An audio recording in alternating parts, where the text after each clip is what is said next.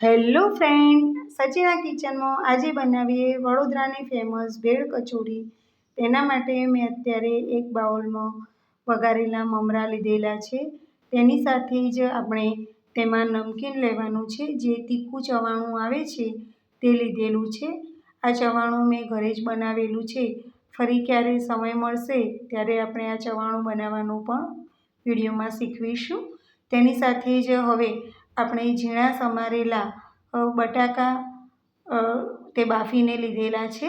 તેની સાથે જ ટામેટાં, લીલા મરચાં અને ઝીણી સમારેલી ડુંગળી લીધેલી છે। આ તમારા ટેસ્ટ અનુસાર તમે વધારે કે ઓછું લઈ શકો છો। અત્યારે મેં ભેળમાં જેટલી જરૂર છે તે પ્રમાણે લીધેલું છે। આની સાથે જ હવે આપણે તેની અંદર જે ચટણી લેવાની છે ભેળ માટેની, તે આ ખજૂર આમલીની ચટણી છે।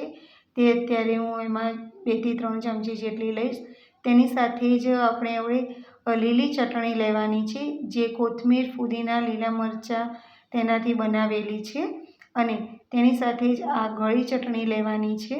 આ રીતે ખૂબ જ સરસ એવો ચટપટો ટેસ્ટ ભેળમાં આવે આટલી સરસ એવી અલગ અલગ ચટણીઓ આપણે અંદર એડ કરી અને તેમાં તીખું લાગે એટલા માટે જ મરચાં અને લસણની ચટણી પણ અંદર 1 ચમચી જેટલી એડ કરી છે। આને બરાબર હવે મિક્સ કરી લઈશું કે જેથી કરીને આ ચટણીનો ટેસ્ટ છે તે બધામાં બરાબર ભળી જાય। મારા વિડીયો તમે ક્યાંથી જુઓ છો તે કોમેન્ટ કરીને મને જરૂર જણાવજો।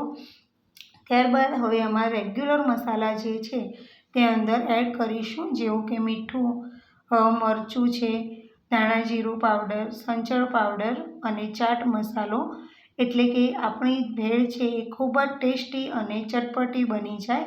આ રીતે બરાબર મિક્સ કરી લેવાથી તેની અંદર બધા જ મસાલા છે એડ થઈ જાય છે।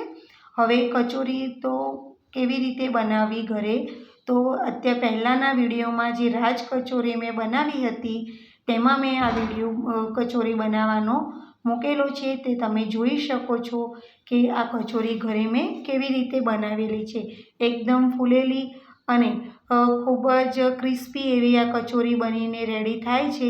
તમે જો વિડીયો ના જોયો હોય તો તમે એ વિડીયો ફરીથી જોજો અને એમાં કેવી રીતે કચોરી બનાવી છે તે જોઈ લેજો, કેમકે તે જ રીતે આ કચોરી ભેળ કચોરી પણ બનાવેલી છે।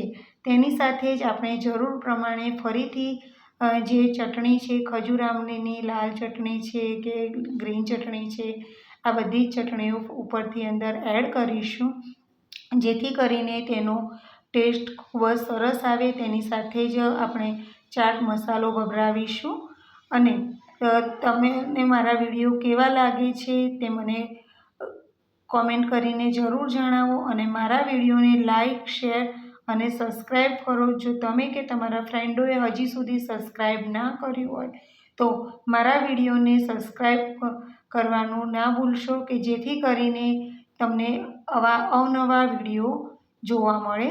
તેની સાથે મેં ઉપર ડુંગળી, ટામેટાં, બટેકાં અને અત્યારે મેં તીખી બુંદી અને દાડમની સાથે તેને સર્વ કરેલું છે કે એકદમ કલરફુલ લાગે છે અને જોતાની સાથે જ ખાવાનું મન થઈ જાય। તેની સાથે જ ઝીણી સેવ ઉમેરીશું અને ફરીથી તેની ઉપર થોડી ચટણી એડ કરીશું।